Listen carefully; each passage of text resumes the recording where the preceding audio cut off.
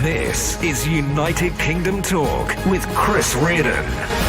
Here we are on a Saturday morning. A very good morning to you, boys and girls. Welcome along, Saturday, the 20th of June, 2020, here on United Kingdom Talk, where it is the longest day of the year. Yes, it's the first day of summer. Here comes summer. Ba-da-ba-ba, da-da-da-da-da-da. Summertime, living is easy. Fish are jumping. That one as well. Yes, it's the first day of summer. Longest day of the year today, boys and girls. Will you even notice that, I suppose? I do notice when I'm talking to my sister on the phone or my nephew, they're up in Lincolnshire, near the Lincolnshire United Kingdom Talk television studio complex. And they hold on to the light up there longer. I notice that when I ring them at night time.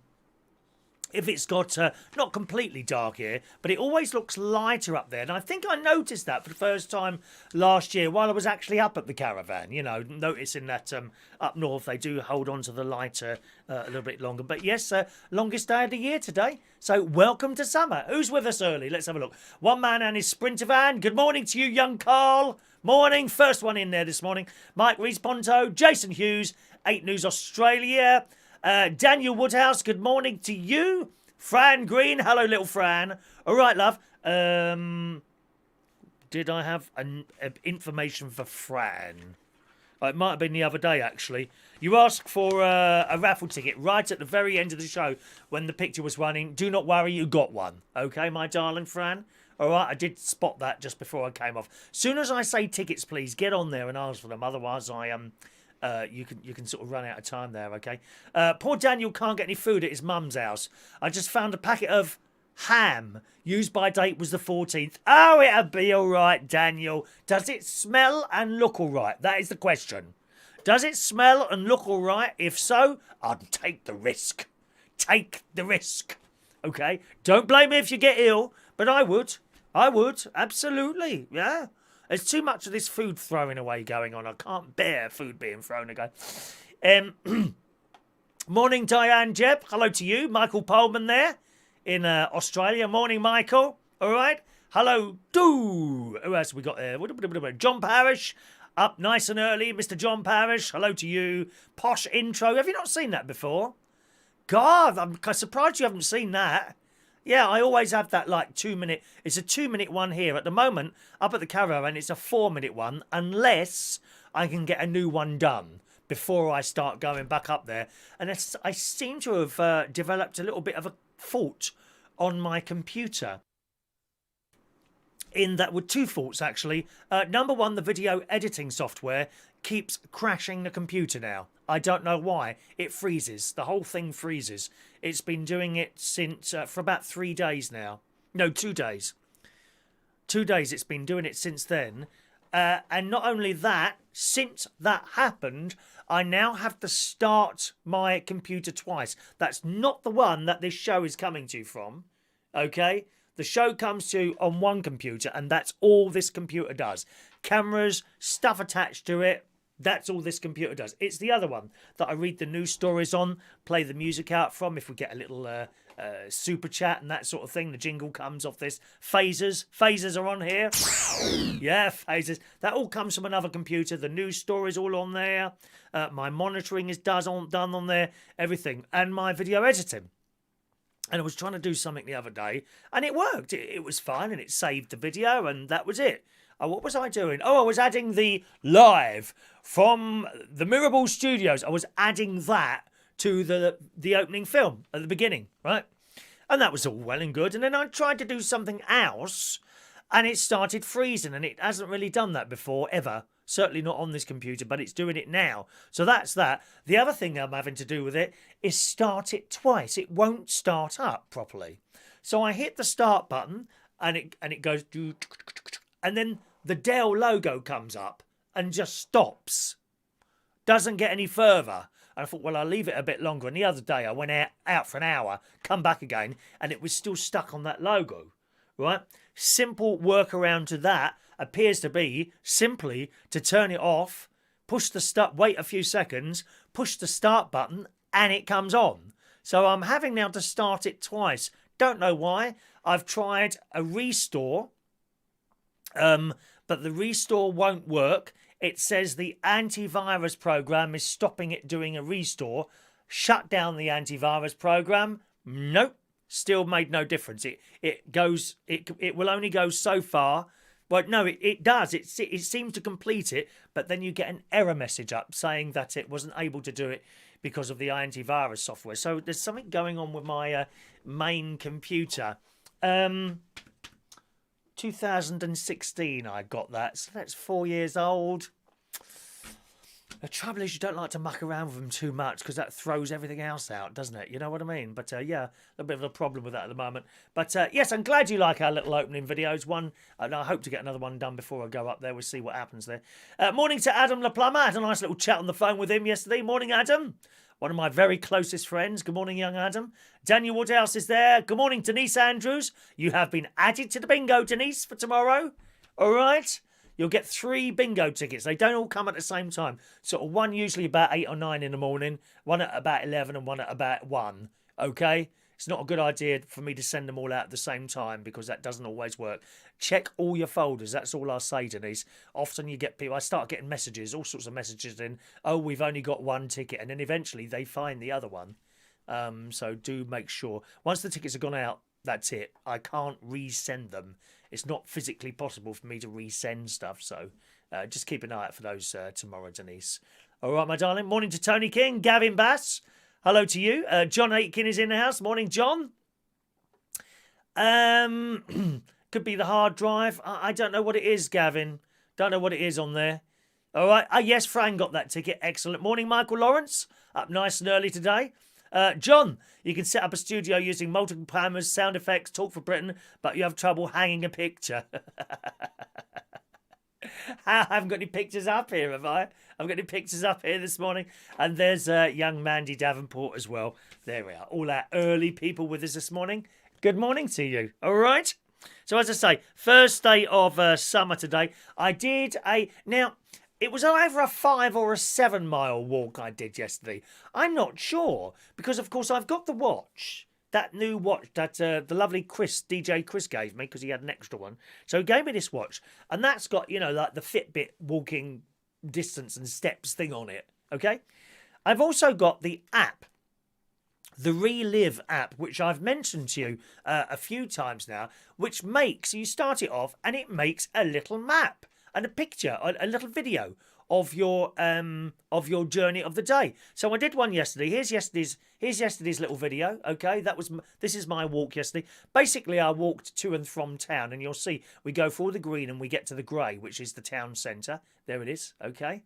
All right, so I went all that way. I didn't actually go through the town centre, kind of around the outside, and all the way back again, joining the same route and back home. So that was my route yesterday. And as you can see, it says 5.3 miles at the top there. You might have just missed that. 5.3 miles and X number of steps. Well, on the watch, it says 7.2 miles. So I'm a bit. I tend to be a bit more pessimistic than other people, and I would tend to go with the 5.3 miles. Okay, I'll always go sort of down rather than give myself the extra. Oh wow, you've done 7 miles, and I don't know. I walked for, it was about an hour and 50 minutes altogether, pretty non-stop. I actually went out to post Gavin's fridge magnet. Was it? No, what did you win yesterday by Gavin? No, you bought something, didn't you? Oh, a couple of stickers. He bought a couple of stickers yesterday. So I went out to post his stickers. But then sometimes I'll do that. And rather than go like 2 minutes to my local post box, or sometimes, as you know, if I've got parcels and that and things like that, I'll load them onto the back of my bike. I've got a couple of bags on the back of my bike. And I'll take them down to the sorting office. Because they've got a cupboard thing there, like a drawer. And you drop the parcel into the drawer, you see, and close the drawer. You haven't got to go into a post office or anything like that, so it's easy. And plus, I tend to think that the post box right outside the sorting office, delivery office, is collected more often than all the others, including the ones outside the post office. Whether or not that's true or not, I don't know. So that's what I do sometimes. Or if it's a walking day, I'll seek out a post box that's far away. So yesterday I sought out the post box that I know is on the there's a super chat coming in from Shania. Thank you, super chat. We are on set. Let me give you a couple of free raffle tickets, Shania. This is for the mug, incidentally. This is for the mug, that one. Okay, Shania. Let me just finish this off. Yes. So yesterday I decided to take your letter to the post box, which is in the town centre. Yesterday, just to see what was going on down there, you know, what with all the masks and things like that everyone's wearing. And actually, it wasn't that busy, but nevertheless, it's about a 45-minute walk there and a 45-minute walk back. So that was nice. That was my walk yesterday. It was a little bit sort of not pouring down with rain, but a little bit coming down there was. So I just went out with my umbrella. Doesn't stop me going out, you know, and a pair of my my walking trainers, which appear to be waterproof, unlike the normal trainers, as you well know. You can get some very wet feet. Oh, the worst example of getting wet feet was when I went to I think it's called Belton House. Now, why did that come up then? I just had a little message come up then. When I went to Belton House, which is a place in Lincolnshire, I can't remember where it is, maybe near Grantham or somewhere like that. Anyway, me and the family, we went there for, when I say the family, my sister's family and her daughter and their little family and her son and their little family. And we went to Belton House to see the Christmas lights. It's the first time they've ever done Christmas lights at this particular, like, you know, old worldly type, stately home type place. And we had a fantastic evening. There is a video of that. There is actually a video of that on YouTube. Type in United Kingdom Talk Belton House or something like that. Do you want me to find a link perhaps and put it up later? Actually, Adam will do that. Adam will find a link. If you could do that, Adam, send me an email and tell me where it is and I'll repost it on there. But it was such a lovely evening. Seeing all these lights and little oil flames and things like that. You could toast your own marshmallows. The only thing was, it was absolutely chucking it down all night long. So at what point did I get wet feet? I stepped out the car into a puddle. That's when I got wet feet. And they remained wet feet for the entire duration. Why I didn't get trench foot, I don't know. They were absolutely soaked. And, of course, we got into the car. I can't remember if we stopped for McDonald's or something on the way back. I got back to the caravan. The first thing I did was get in the shower. It must have been the best shower I've ever had in my entire life. It really warmed me up, that did. You know, never mind with the wet feet. Shania, let me give you 2 free raffle tickets, my darling.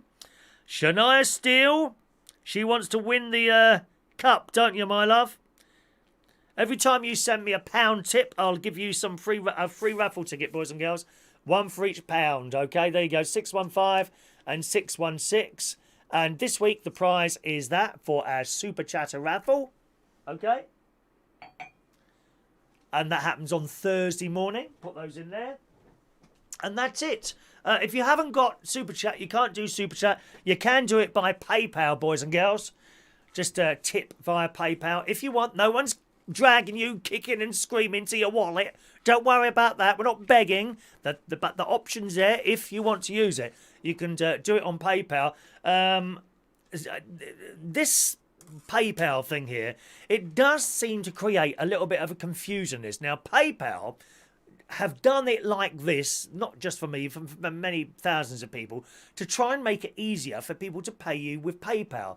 But it doesn't seem to be working that well. Our good friend Denise was looking around for it yesterday and couldn't find it. Now, here's the thing. You don't open PayPal and put that in the search box, right? The address bar right at the top, that's where you put that in. paypal.me/Chris UK, and you hit enter and it should come straight up what you want to do. Okay? The mistake people are making, and it's completely understandable, of course, is that they open their PayPal and then they go to search for that in the search box within PayPal. Well, guess what? It doesn't work.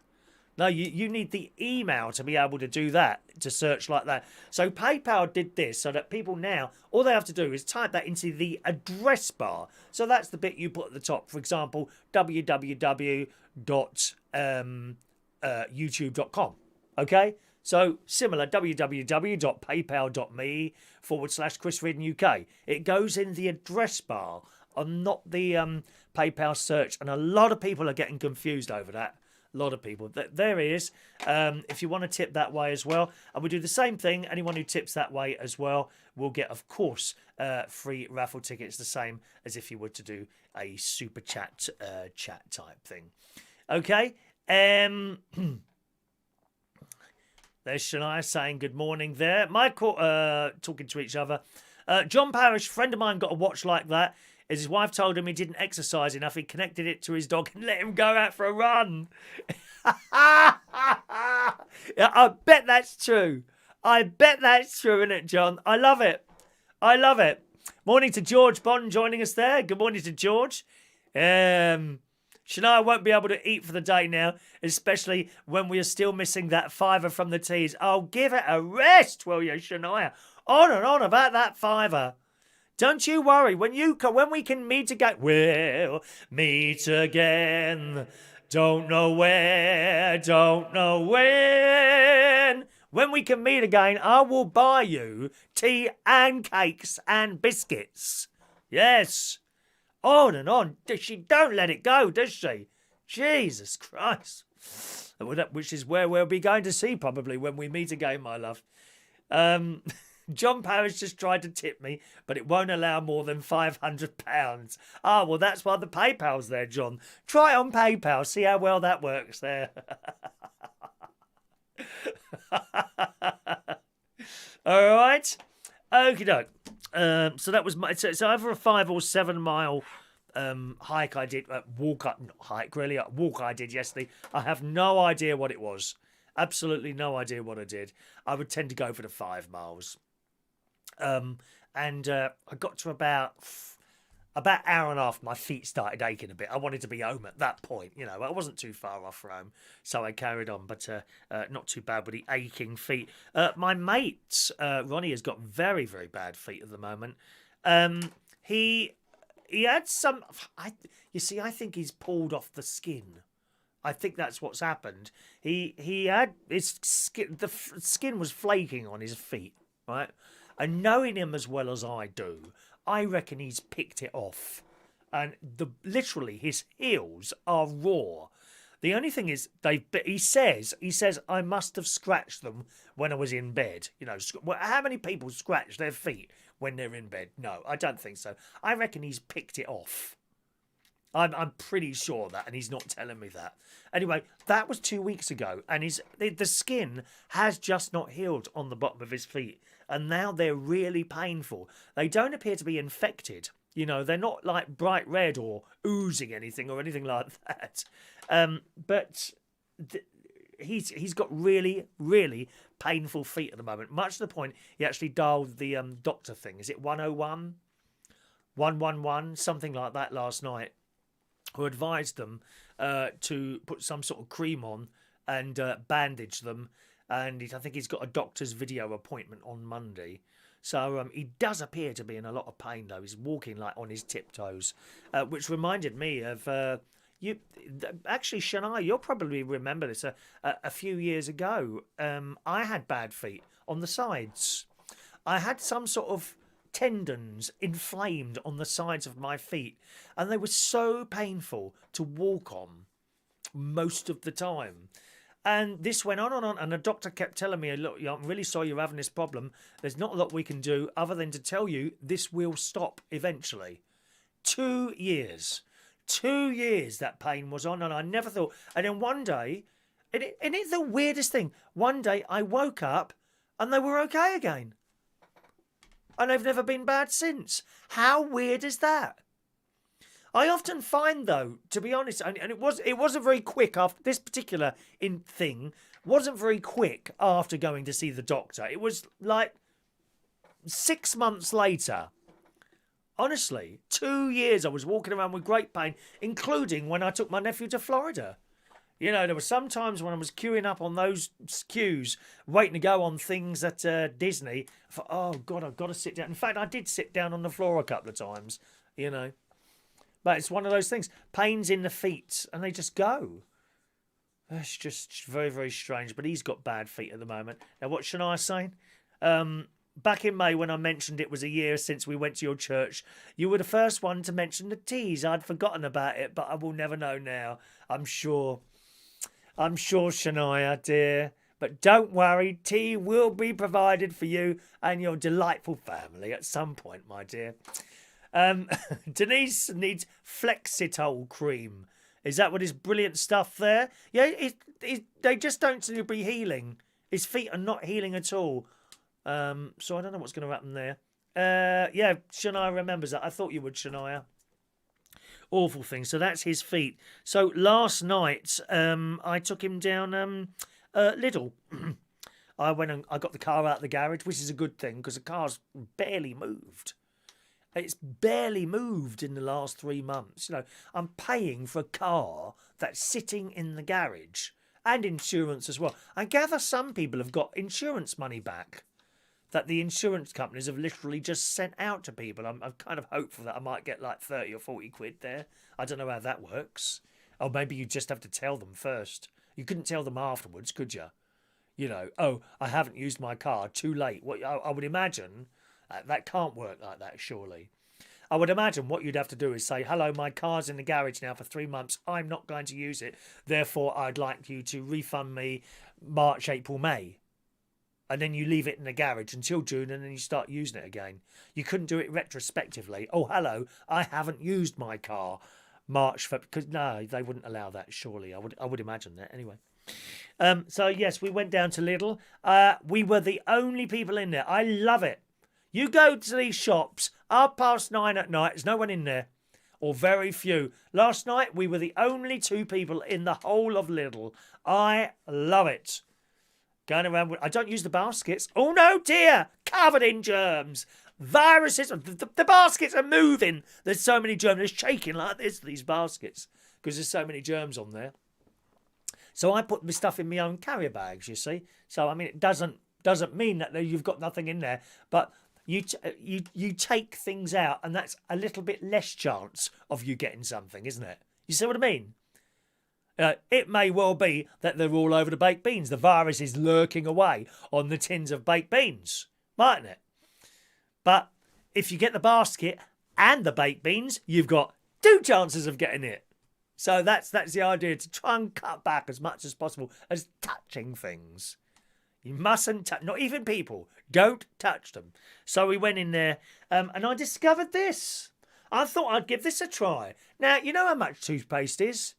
I mean, the stuff I used to buy, the Sensodyne stuff, and recently that has been £5 a tube. How is it a fiver for a tube of blooming toothpaste? This in Lidl, 79 pence.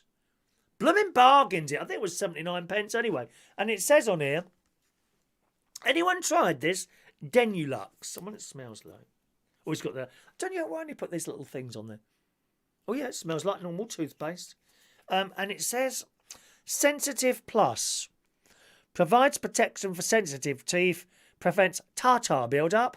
I thought that was something you put on fish. Tartar, innit? How do they make tartar? Well, that's a strange thing, isn't it? Tartar. You know that stuff, the white sauce you put on fish, is it? Is that how it's made? It's the scrapings. Is tartar sauce the scrapings from people's teeth that the dentists have collected, mashed up with some water, and then you put it all over your fish? Oh, how disgusting. Why would you want to eat something like that? That must be how it's made. Tartar sauce. Scrapings from people's teeth at the dentist, collected together and mashed up with some water and milk. Tartar sauce. I didn't know that. Prevents tartar build-up, protects teeth against tooth decay, protects against root erosion, and cares for gums. There you go. 79 pence. I'm thinking it was 79 pence. Can someone look up the price of that? Lidl Dentulux. And even the cheapest next one to it, I think, was the Colgate, $1.99. Bargain. I bought 3. I'll let you know what they're like. We might do a live toothbrushing session. Would you like that? Live toothbrushing. There we are. Good morning to Mick Davenport. Hello to you, sir. Oh, I'm sorry you're not well. Is it your heart again, Mick? What is it that you're not well with, darling? Mick's not well at the moment. Get well soon, sir. Denise Motability have been sending out checks to customers. Ah, well, that would be my mate then. Yes, because he's got various different things wrong with him. Feet is the latest. If you ever meet him, he takes great delight in telling you every single one of his illnesses. The times I've heard the stories, dear. Oh, shocking. Good morning, sir. Oh, John's got the posh stuff. Thank you, Adam. John's got the posh stuff. Arm and Hammer toothpaste. I love the bicarbonate of soda taste, and the charcoal one is good too. How much is that, John? Go on. What do you pay? He's him and his other half. Rich. Oh, they got the cash, darling. It's in the bank. In the bank, isn't it, John?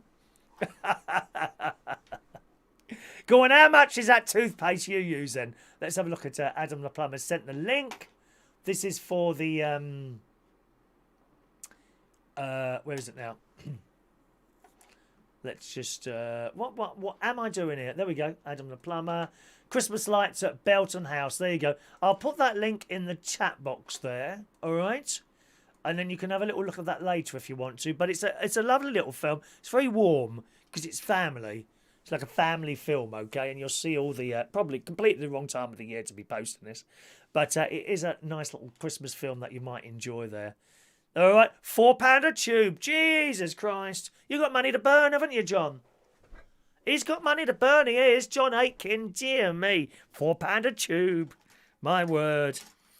Anyway, so that's our trip to Lidl and the toothpaste. And we did notice up and down, not my particular road, but when I came out of here yesterday, I noticed a police car outside that house. Do you know what I mean by that? There's always one, isn't there? There's always a house in the road that always seems to have a little bit of hassle going on, doesn't it? Anyway, there was a police car outside that house. Now, in that house lives various teenagers who seem to have a garage, right? And whenever I go past this garage, this particular, which isn't like on my doorstep, fortunately, right? But it's not far away. I can walk from here to there 2 minutes. And you walk past his garage and the very, very strange smell coming out of that garage. You know, I don't know what they're burning in that garage, but there's usually groups of teenage boys in there with those little bikes. Oh, it's so annoying. And they go on the paths there. But I mind my own business, and that's it, right? I mind my own business, and that's it. They always nod to me as I walk past. They obviously think I'm an all-right dude, so to speak. All right, bud. And you get this very, like, puffs of smoke coming out of this garage.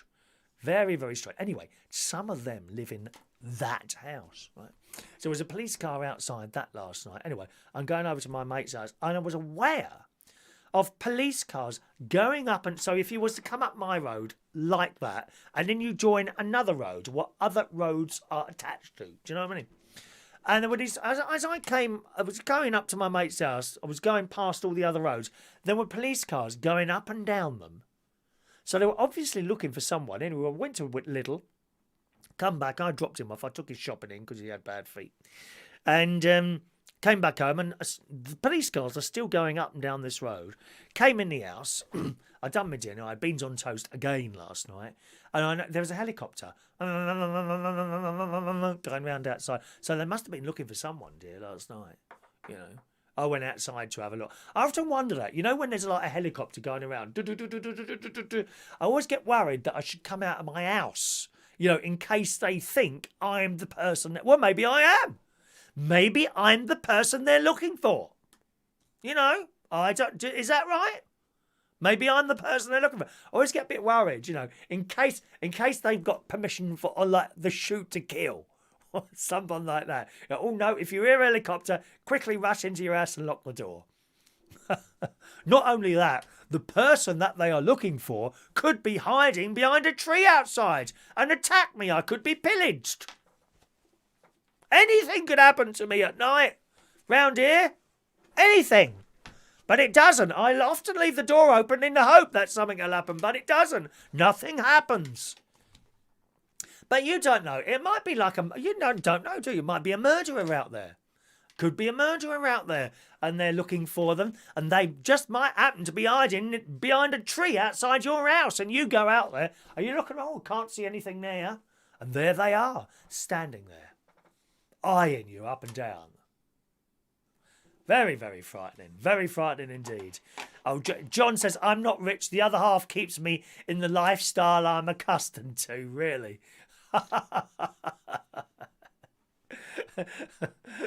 Mick says, I told you Bracknell was dodgy. Well, it is a little bit, to be honest.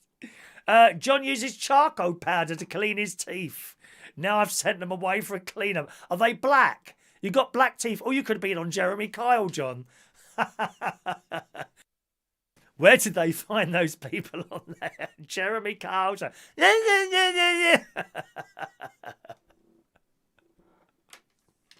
John says tartar sauce is made by the people of Tartar in Mongolia. Well, they must have blooming bad teeth if they have to keep going to the dentist to have it scraped off then.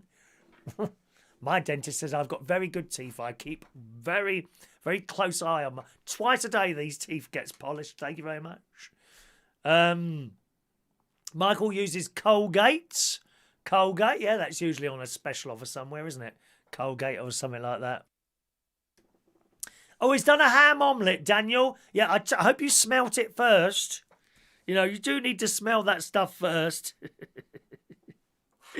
Good. I've got a bit of work to do, actually. I don't think I'm going to go for a work walk today. I'm going to have one more go on the shed roof.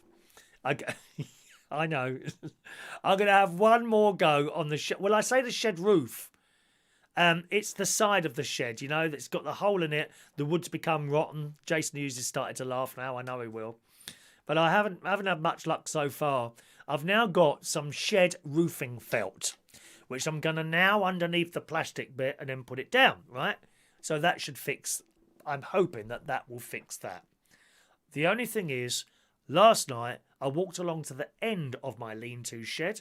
I've got like plastic corrugated roof there, you know, see-through like. And I noticed there's a hole. There is an actual hole in the plastic bit. So that's something else now, you know. And I know what would have caused that. Cats jumping up onto the bleeding roof and running along it. That's what's done that. My cat used to do it. They jump up onto this bush and then jump onto my like plasticky, woody, roofy type corrugated stuff, and they walk along. It's only thin, you know. The only thing is with that plastic stuff, as some of you will know who do the DIY, anyone who's used that stuff before, when you buy it, it's quite flexible. It's actually quite flexible, but over time it becomes very brittle. And then it breaks, and that's what's happened. A cat's jumped up onto there. Well, the cats used to do it all the time. A ginger cat and a black cat would have jumped up onto that, and now there's an actual hole where it splits. Although, weirdly enough, okay, it was pouring down with rain, and the rain wasn't coming through that hole. How weird is that? Don't know why that is, so maybe it's going around it somehow. But, oh, God, so that's something else I've got to do now. I do hate doing DIY. It is very old, this lean-to. I must say, it's quite old, this lean-to now. And I'm wondering, you know, I'll give this a go. I will give this a go today when I finish the show. But if I don't get it done, I'll get a bloke in and say, look, can you repair this, or do I need a new one? I'm not sure that I need a new one. There are bits of it that are rotten, but not all of it. You know, the posts that are holding it up seem to me to be pretty solid. I wouldn't want to buy a new one unless I have to have one, you know. I mean, it must have been there 30 years, this wooden shed. It's not done too bad, has it, eh? Do you know, I've got room in there for one of those swimming pools. Oh, I'd love one of those, dear. You know, the everlasting, it wouldn't be very long. They get everlasting swimming pools with a pump at the front of it, and it pushes the water towards you, and that's what you swim against. Very good. Morning to Ray Reynolds. Morning to you. All right. Ray goes to George Formby raves. No laughing gas required. No. They're all on that laughing gas, the kids now, aren't they? You see these horrible little metal canisters all over the place. God's sake, man. Right. So that's the DIY shed. I might even have time to cut my hair today. That needs a new trim. As you can see, new trim on the cat. The weather is going to improve. Oh, yes. We're looking for some very hot weather next week, boys and girls. In the sun today, Britain is set for the hottest day of the year. 31 degrees. Tropical plume is heading for the UK. Wednesday or Thursday next week is definitely when it's going to be here. I was watching the weather just before I came on today. Satellite pictures have shown warm temperature en route to replace the overcast week of thunderstorms, rain and even some snow. Isn't it weird? Snow in June for British people to get a scorcher by Wednesday. So look forward to that, gang. Met Office predicted temperatures could soar to 31 degrees in southeast England, which is about 90, 92 Fahrenheit. Very, very hot. The warmest weather. Incidentally, right, if you're thinking about buying an air conditioning unit, one of those ones that you push around, don't wait until Wednesday. Go today. Go today and see if you can get it. Ring them up first and be prepared to queue as well, because they're all queuing outside these DIY places at the moment. Don't wait till Wednesday. They'll all go. Okay? It gets a bit hot, and that's when people seem to go out and buy these things. No. Go and do it today. Just as a little thing, John Parrish, who I know is watching the show this morning. John, I had one of the portable air conditioners in the caravan, right? It didn't really do the job. It just couldn't cope. It was on full blast. It gets so hot in the caravan, it could not cope. If you're going to have something put in the caravan, you need the proper one. Now, I don't know if this camera will pick that up, will it? Yes, it will. There you go, up there. Right, that's what I've got in the caravan, as you well know. Heat pumps. That's what you need in a caravan, those. Don't waste your money on the little portable ones. For me, it didn't work, and that was a 9,000 BTU, if that means anything to you. They've got various different. It's like buying electric fire. 1 kilowatt, 2 kilowatt. Well, air conditioning, 8,000 BTU, 9,000 BTU. There are bigger ones than that, but then you're starting to get into £400, £500, £600. On the other hand, if you're not staying there, you might be better off to buy a portable one. I don't know, but it didn't really do the job for me. John says, go on the B&Q site. There must be some garden sheds on special offer. Well, it's kind of it's not like it's a bespoke thing, John. It's bespoke. It's not a shed on its own. This has been made to go on the side of the house, you see. And I hate doing anything like that. I hate putting things together and doing DIY, you know that. All right. Oh, it's Father's Day, isn't it? Tomorrow as well, Father's Day. So, dads out there, I hope you get something off your delightful little children. Even if it's a kick in the face. Get rid of the shed and get a little conservatory built. It's not in the sun there, Mike. It's not in the sun there. The house would shield it from the sun permanently. It doesn't even come round. Right, my son is on the other side. There. That side, no sun whatsoever. And besides, there's a lot of stuff in there, ladders and things like that. You don't want all that in a conservatory, do you? So there we are. Morning to Gareth Loxton. He's done some clothes repairs to help save the environment and my wallet. That's what we like to hear, Gareth. Very pleased to hear you're repairing things rather than chucking them away. That's what I do, my friend. Absolutely, that's what I do as well. He's turned into Chris Reardon. Very, very good. Very, very good there. Martin, no, he's too far away, John. That's the problem. He's far too far away. Far too far away. Okay, so we're looking forward to the nice weather. What else have we got here this morning? Let's have a look. Watch out for falling snakes. I kid you not, watch out for falling snakes. In the sun this morning, a man of 75 was rattled after almost being hit on the head by a falling snake. Very, very bad. Retired Chris Treadwell was walking his daughter's dogs when the 3-foot reptile brushed past his nose as it plunged out of the sky. God's sake. That's scary. Good morning, Maureen. Morning, Maureen. You right? Chris, a former walker. By the way, Maureen, do you play the quiz, Maureen? How do you do with the quiz, or is that not your thing? Not everyone does the quiz. Sometimes people on the chat box say, "Oh, so and so isn't here today," or "So and so isn't here today." Not everyone's into the quiz. Not everyone's into the bingo. The most the kind of biggest show of the week is in fact the bingo. But there are people who are here this morning that don't want to play the bingo. You know, you take what you want. You know, and just joining. I just wondered if you did the quiz at all. It says the granddad of 5 stood back in shock until he realised it was a non-venomous grass snake. Chris, who's a former Walker's factory worker. Oh, he must be all right. Is he making my crisps? Cheese and onion Walker's crisps. Yes, please. Although Lidl do their own. Lidl and Aldi do their own cheese and onion crisps. Very nice. Nothing wrong with them. Very nice indeed. He's a former Walker's factory worker, said, I spotted a crow just a few yards away. It took off and I thought it had picked up a bit of rope for its nest. It flew towards me and I could see it had a snake, but couldn't manage it because it was too heavy. It couldn't fly properly with the snake, which was writhing around. And then my sister used to do that, writhing around, when she did her show on Babe Station. She did a lot of writhing around with a mobile phone. My sister was on Babe Station. She got sacked from there because no one ever rang. It's very sad. I've told you that before, haven't I?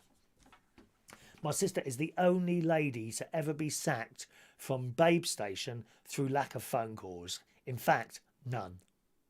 Except me. I kept ringing her up, trying to keep her in a job, but I was getting like phone bills of £200-300 a month, dear, just to keep her in a job. And eventually she got sacked. No one rang. Terrible. He says, I thought it had picked up a bit of rope. Let me just see. It couldn't fly properly with the snake, writhing around, and then the bird nearly dropped it on my head. I didn't half jump. I'd had enough trouble avoiding coronavirus without dealing with snakes.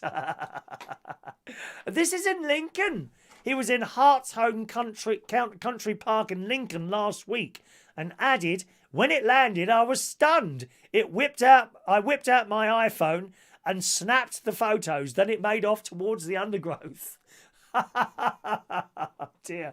Holly Kirk from Lincoln Reptile and Pet Centre said Chris's experience is very unusual. She added, grass snakes are pretty common, but not in these circumstances. The grass snake is one of 4 species of the reptiles native to the UK. So if you're going out today, boys and girls, I'd keep a very close eye above you.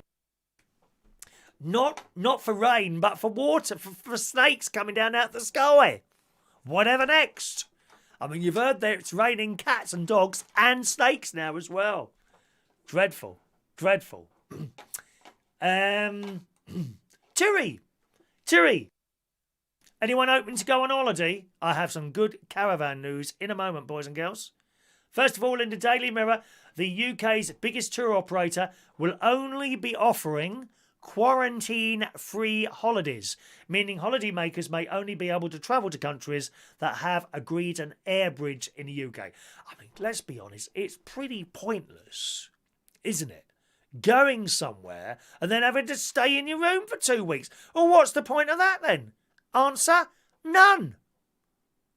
Who's going to go to, like, I don't know, who's got the quarantine? Australia, I think.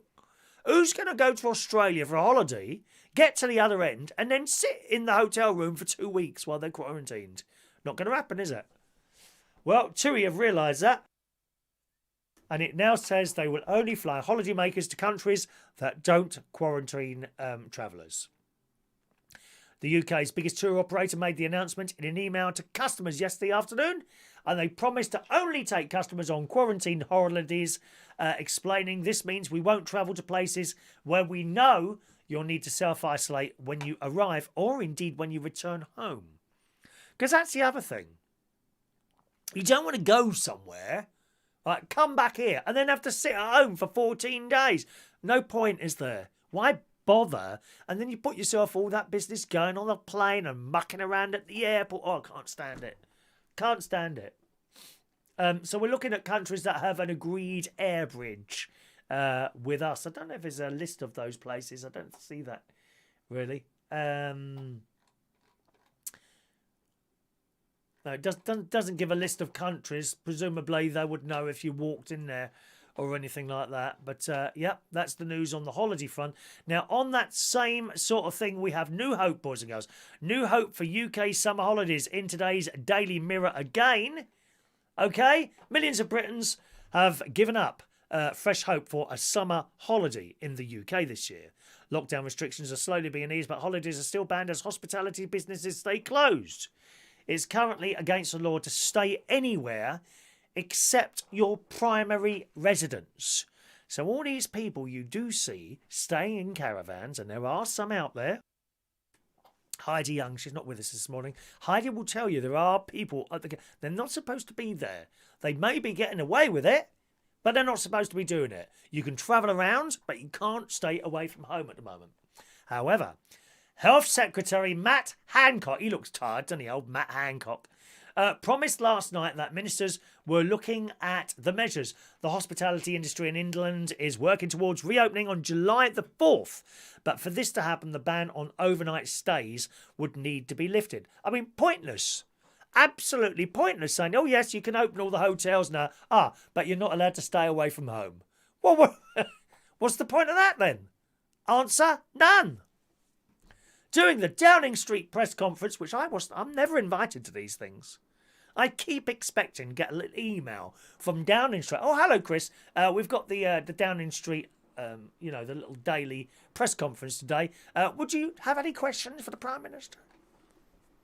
It's almost like I'm irrelevant. I don't like to be irrelevant. I like to be relevant. I don't want to be irrelevant. It's outrageous. Oh, well. Mr. Hancock was asked once again, will people be able to stay overnight at friends and families' homes?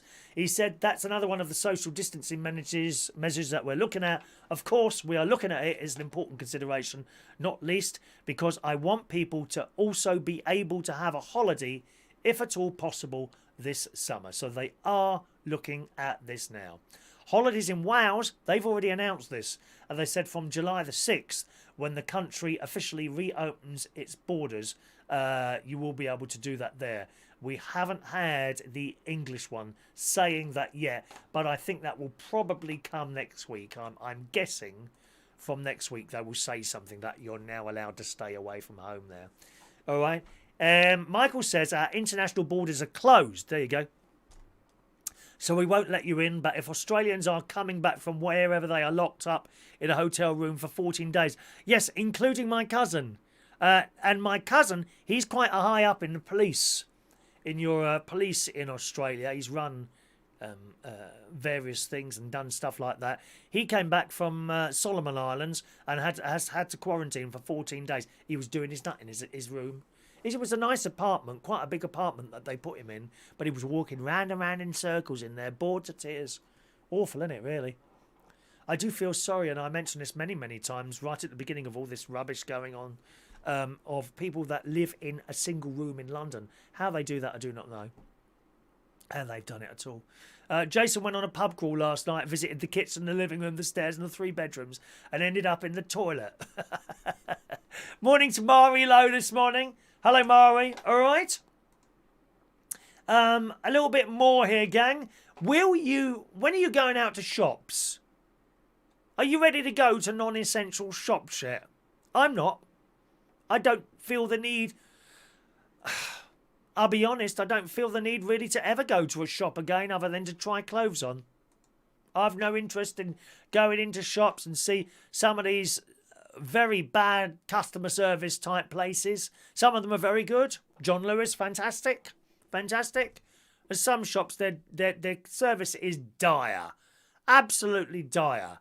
Disinterested staff who don't want to be there. So I'm happy to sit here, tapping away on my keyboard and getting another little box in the post. In fact, a little box arrived yesterday. Yes, a little box arrived yesterday from the delightful Denise Andrews, who's with us this morning. And I have placed I did empty the box. It has now been placed in my decontamination chamber, where it will remain for 3 or 4 days before I bring it out. That's what I do. Everything that comes through the post now, Denise, and I'm sure you'll understand, goes in the decontamination room, and it sits there for 3 or 4 days. While I'm... while it's devirusing. The decontamination chamber. Every home should have one. Even the shopping goes in there. My shopping from Lidl, well, the frozen stuff, and the fridge stuff, that gets sprayed with my new antiviral spray from Lidl, which it says on there, kills coronavirus. Yes, at last. I think anyone who comes, well, no one comes into my house, but if anyone did, they would be sprayed under this thing. In fact, there's a misc. I'll tell you about that in a moment. Someone's got this. Who was it now? I'll come to that in a moment. Was it Killer? I should have that there somewhere. Something to do with concerts. I'll come to that in a moment. But yeah.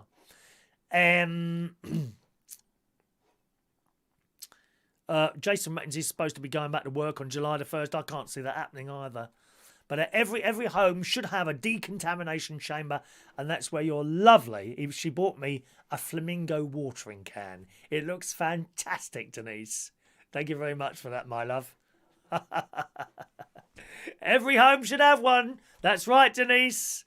So thank you very much. I should have taken a picture. I'll take a picture of it and me after the show today, and I'll shove it up on Monday morning's show, all right?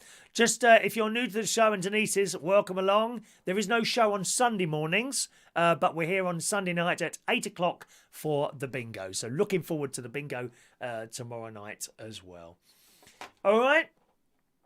So this decontamination thing, let's see if I can find that here for you.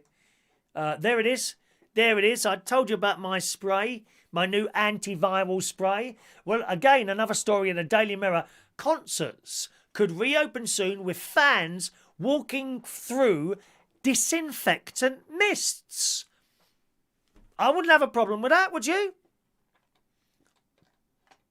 Huge arena concerts could be running again by autumn, venue bosses say, but with huge changes to the gig experience. Fans could... Would you be happy with this? Fans could have to walk through disinfectant mists and have their temperatures taken on the way into venues. Industry chiefs say they are optimistic that live music can return after summer if they can survive that long. And there's been a lot of talk about lots of things not reopening. Certainly pubs. I mean, pubs have been on their knees for years, as you well know.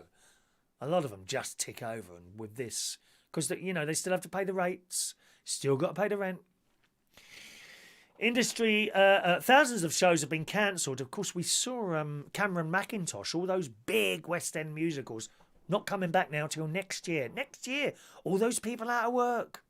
Theatre people, they're not on the best of money anyway. Okay, and just bear that in mind. When you see these, when you go to these big West End shows, okay, the main star, Jason Donovan, he'd be on quite a lot of money, right? But all the people around him, possibly characters that are almost as big as the character that he is playing, are on a pittance. If you're in the chorus, you can barely scrape a living together. That's how it is in Theatreland. But they haven't even got that now. All those people involved in showing you shows, all out of work. All the people on the stage. And don't forget all the others. The bloke and lady working the lights. Some persons working the sound. The lovely, the young people they tend to be, don't they? Selling ice creams, your tickets, the cleaners, the people that make the costumes, and it just goes on. Terrible. So many people out of work. And Cameron Mackintosh has said there's going to be no shows now till next year. It's dreadful. Thousands of shows have been cancelled or postponed since March, and the government have been warned that tens of thousands of jobs are on the line. Some of the best known venues in the country say they are facing financial ruin. Lucy Noble, who chairs the National Arena Association, which represents 23 of the UK and Ireland's biggest concert venues, including the O2, Birmingham, Manchester, told Mirror Online we are at serious risk, and the chief executive of London's Royal Albert Hall said that the temperature tests, health surveys and disinfectant mists are among ideas that he's asked the government to look at. Concert goers could also be required to wear masks, and staff will have to wear the PPE stuff after things are being considered. There's another one. Live Nation announced a series of outdoor driving concerts over the summer, but the government is yet to say when the indoor shows can resume. So, I mean, going to see a show and sitting in your car, something like, I don't know how they do it. Let's just Phantom of the Opera. Okay? If you was to go and see that as a show in your car, I don't know how they do it, but you kind of could do that, couldn't you? I think that would work.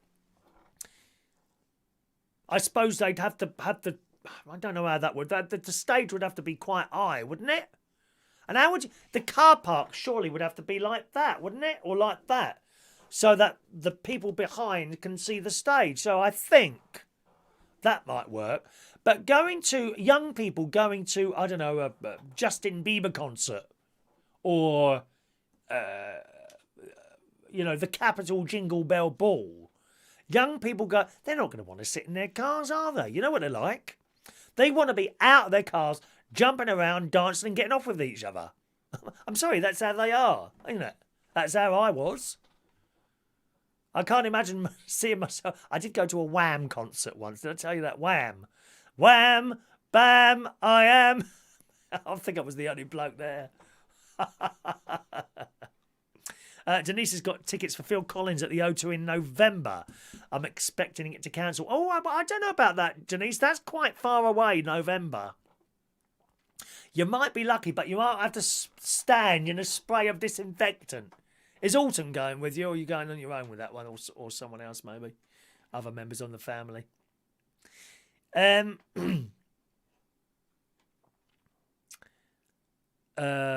Yes, that's right, Denise. The virus lives on things as well. You have to.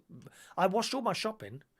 As I say, I spray my frozen and fridge stuff. I spray that with disinfectant, leave it for a while, then wipe it and put it away. But other stuff, tins, dried fruit, cereal boxes, they go in my decontamination chamber, which needs the roof fixed. Fortunately. Excellent. Gavin's got his stickers already. That's good, isn't it, Gavin? That's less than 24 hours ago I posted those. That's brilliant, isn't it? Excellent, excellent. The mist might ruin Mari's hair. Well, I don't think I'll have that problem, to be honest, Mari. Good. Where's our other stories here? Yes, that's what I was saying. Will you be visiting any shops at all? Non-essential shops? Because it says people's fears are holding British people back from heeding Boris's pleas to get back to shops and save the economy. A poll has suggested today, research from Mail Online, this is in the Daily Mail, found 8 in 10 people have yet to visit a non-essential shop since they were allowed to open on Monday. Well, I have no interest in going. Really? Unless I can't get something online, I won't be going into a shop. Why take that risk? 2/3 of them said they had no intention of doing so this month, regardless of the appeals from the PM and the Chancellor, Rishi, to help prop up a business. Is it Rishi? Now, what did I call him the other day? I think I got his name wrong the other day. He seems a nice bloke, doesn't he? I like Rishi. I do like our Chancellor, Rishi. And he seems to know what he's doing as well, doesn't he? All that money they've borrowed. It's all going to be paid back, you know, dear. I can't believe, you can't imagine how much money has been borrowed. They've now borrowed more than what the economy's worth. I don't know how that works. Is that so? Someone explain that to me. So is that so? If that was me, I would be borrowing more than the income I have coming in. Does that sound about right to you? Gosh. It says 57% said the social distancing limit should be enforced in pubs if they reopen as scheduled on July the 4th. And they've done various bits and pieces there. But will you be going into a shop at all anytime soon? Or like me, are you going to sort of keep well away from it? Garden centres, anything like that? Or I did a picture of myself. You've probably seen it already. Here's my picture. There you go. The lilies are starting to come out. Look at those. They actually look yellow there. They're actually an orange colour. I don't know why they look yellow on that picture, but they are beautiful coming out there. Absolutely beautiful. Look at those. Eh? Aren't they lovely? John Atkins says, I'm jealous that you got to see Wham in concert. I was a huge fan. And George Michael was my idol. Yeah, I know. I think you mentioned that before. Thank you, 8 News. Loves the talk shows. I'm glad you like that. Mr. Media Mate is in the house exactly as well. Good morning, Mr. Media Mates. Okay. Do you remember the story of the killer Asian Hornets? We get this every year, actually. And it came round again this year. And I read it again for you this year with the comment that it does come round every year. Well, there seems to be a way of stopping them. And we're not talking about dangerous insecticides, what kill everything else. The Channel Islands have reported 42 flying queen hornets so far this year, with 9 primary nests discovered. And these kill bees. They're not good. But it's claimed they have a liking for cut-up beef and a fondness for dark, hoppy owls. Killer Asian Hornets, this is in this morning's Daily Star, threatening to invade the UK could be stopped with steak and owl pies. Not if Jason Hughes is around. Christ, put one of those down. He's straight in his mouth. Experts in the Channel Islands. Anyone been there? Channel Islands, that seems a nice place to visit, doesn't it? The old Channel Islands. Experts in the Channel Islands are using the grub to lure the insects out of nests and kill them at source. The giant bee-eating bugs have a stronghold on the island, and there are fears an invasion could soon be heading to the mainland this summer. Officials said officials there are destroying their nests in a desperate bid to prevent a honeybee massacre on our shores. A beekeeper on Jersey said the hornets have a liking for cut-up beef and a fondness for dark, hoppy owls, so he combined the two. He put them together after having limited success battling the brutal bugs with cod and prawns. Bob has gone to war armed with the British pastry, or pasty. He said, this really got them going. They showed a lot of interest in this. Now he's the Hornets' worst nightmare and the last line of defence for mainland Britain. We must immediately sell beef and send all our beef and owl pies immediately to the Channel Islands. He also tried tin tuna, which didn't work, and a pear, which received a mixed response. He also tried banana, as banana liqueur has worked for some beekeepers in the past, but the hornets took no notice. After conducting his successful steak and owl test, the hornets' nests usually were destroyed straight after that. Now, these hornets can eat 50 bees a day. They eat them. They eat our little bees. And you know our bees are very placid animals. Or insects, perhaps you might want to say. I think I've been stung by a bee once when I stood on it. You can go right up to flowers. I mean, literally, if this was a flower, like that. And study a bee and watch it working away. It's have no interest in you whatsoever. All it wants to do is collect little bits and pieces out of the flower and take it back to wherever it goes to. Bees will not attack you unless they feel that you're a threat. I've never been attacked by a bee. Wasps, yes. Horrible things. Wasps, yes. Bees, no. Once stung by a bee, and that's because I stood on it. Nasty things, those hornets. And they're big. Oh, you want to see one of those flying towards you. I've seen one before fly through the house. Oh, it was horrible. It was massive, this thing. It came through really slowly, like it had nothing to worry about. Nothing bothered it. It came straight through. The back door was open and the front door. And I was just sitting there. Zzz, and what's that noise? And this thing came in the front back door. And it was like a helicopter.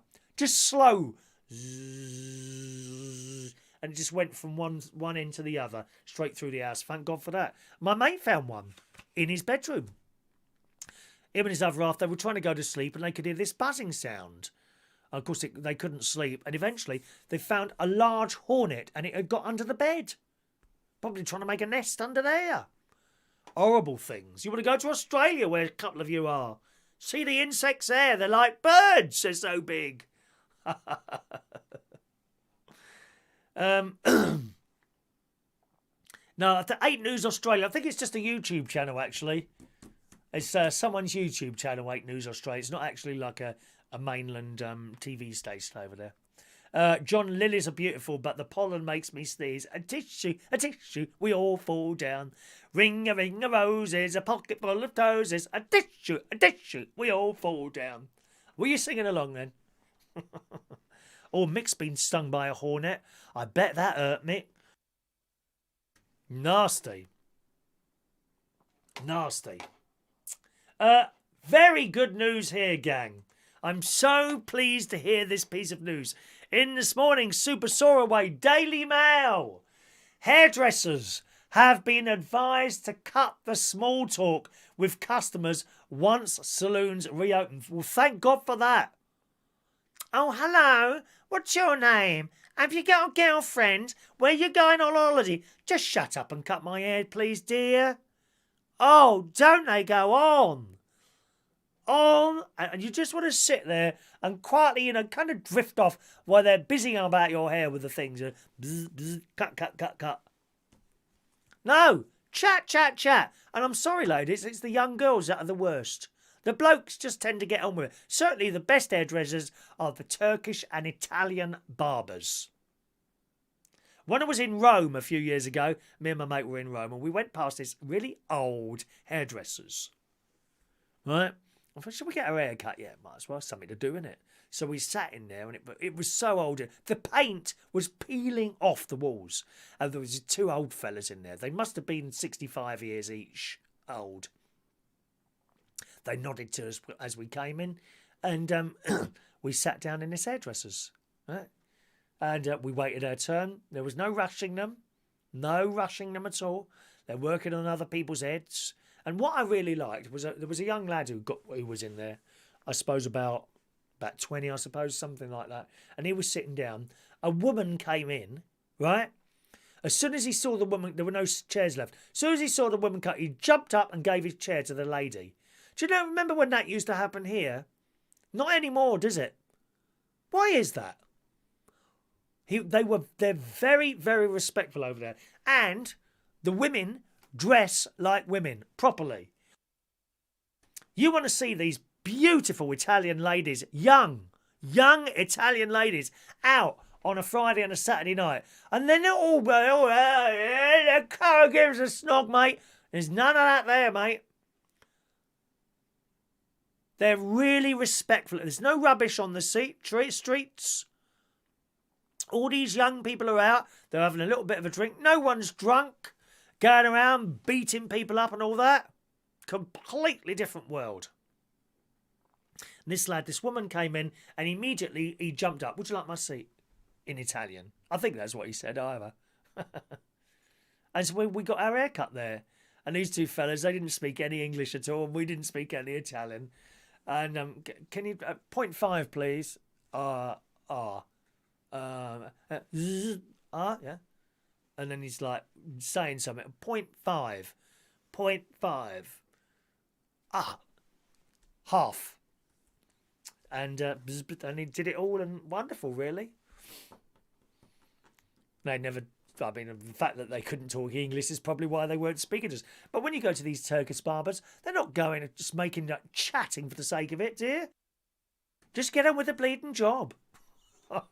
Well, they've been advised to cut the small talk. Thank God for that. Consultations on style, cut and colour should be conducted either online before the appointment or while looking in the mirror to reduce the amount of time spent speaking face-to-face, according to advice from an industry body. Saloons and barbershops are expected to reopen on... Oh, what have I done there? Sorry. Oh, dear me. Thought the show had finished then, did you? Can you just imagine that? Oh, we haven't got raffle tickets. It's a bleeding fridge magnet, for Christ's sake. Some people get into such a state because they've missed a raffle ticket. Dear me, it's a bleeding fridge magnet. Not worth anything, dear. That's all it is. That's the only prize. Saloons and barbershops are expected to reopen on July the 4th as part of the continued easing of the lockdown measures. And I'm pleased about that. I'm quite pleased about that because they do get on your nerves when they're just talking and talking and talking, don't they? I mean, I'm so glad that I don't get on your nerves. I really am. And if I do, you can just switch off. Some people like to make a point before they switch off. Some sad people, oh, this is boring now, I'm going. Well, why say that? Just go. Just go. No one's going to miss you. Honestly, I mean that. All right, shall we? Do you like the ball? Yeah, they're very cheap, they are. Very cheap. They're not dear, those balls there, okay? Who wants a raffle ticket? Please ask now for your raffle ticket. Denise wants a fridge magnet. She's a serious collector here. You might win. What tickets are we doing? Blue, aren't they? Sorry. Who wants a raffle ticket? Speak now, my darlings. You might win this week, Denise. You never know, my love. Okie doke. Let's do the raffle tickets. 1, 2, 4 is for Maureen. Dermot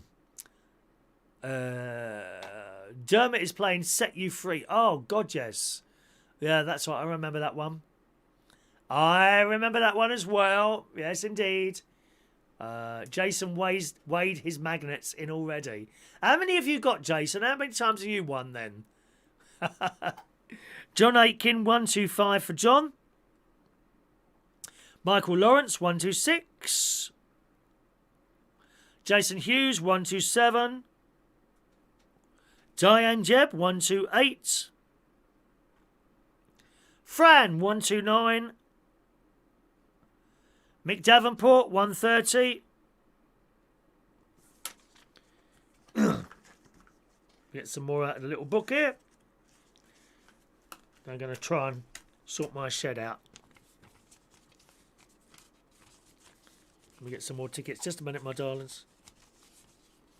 Just putting them in order. Oh, why are the tickets not in order? You get that as well? Private emails. Oh, how comes they got ticket number 115 and I got ticket number 111? Why is that? Because they were out of order. I do think sometimes people actually think they're not getting the tickets. Yeah, and if you was to think that, why bother asking in the first place? You know, amount of people that think things are fixed here. Let me tell you, there's certain people that continually win the bingo, and I think, oh God, not them again.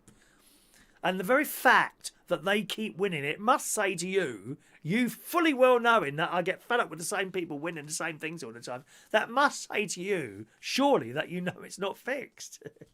Maureen says she's tried the quiz a few times, not very good at it. I wouldn't be very good at it either, Maureen. I'd like to hear you play more classical pieces on the piano. Oh, I wish I could, to be honest, Maureen.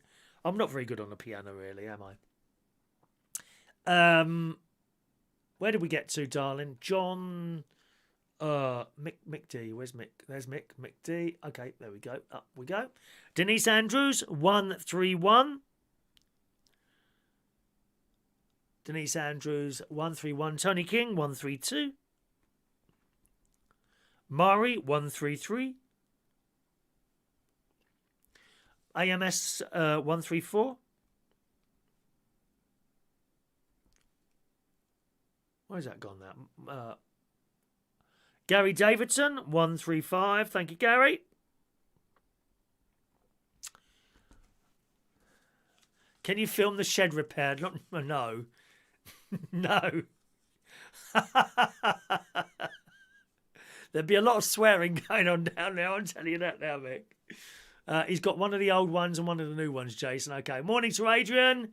Mick Davenport's got 5 magnets. Have you really? Gosh. Internet bingo, people moaning about the same winners. Some people are just lucky. And that's exactly what it is, Denise. Some people are simply lucky. Yeah, remember, I don't know if you ever went to bingo halls. You'd always get the same people keep winning. My nan won the Daily Mirror bingo once. £145,000. She was in the paper and everything, my nan. Yeah, that's 80s. It's not with us anymore. Ages ago. They took us up the Cafe Royale to do pictures, and we met Ted Rogers, 321. They got him to come up there and did pictures and all that for the paper. Laughing Linda. They called her Laughing Linda wins the bingo or something like that it was. Anyone else want a raffle ticket this morning? Please speak now or forever hold thy tongue. Where are we now? Okay, let's do today's birthdays, boys and girls. Happy birthday on this Saturday, the 20th of June 2022. Mr. Jimmy D. Good morning, Jimmy. He was DJ. Morning, Jimmy. Happy birthday. Millie. Motorised Millie is 47 today. Good morning, Millie. Happy birthday to you over there in Minnesota. Harley Cobert today, a young 26 today. Great name, Harley. Happy birthday, sir. Christopher Wallace today, 34 years old. Nuno today. Nuno Oliveria is 36. Alan Guidhari, is that right, Alan? 47 today. And Jimmy Bond today is 37 years old. Happy birthday, everyone.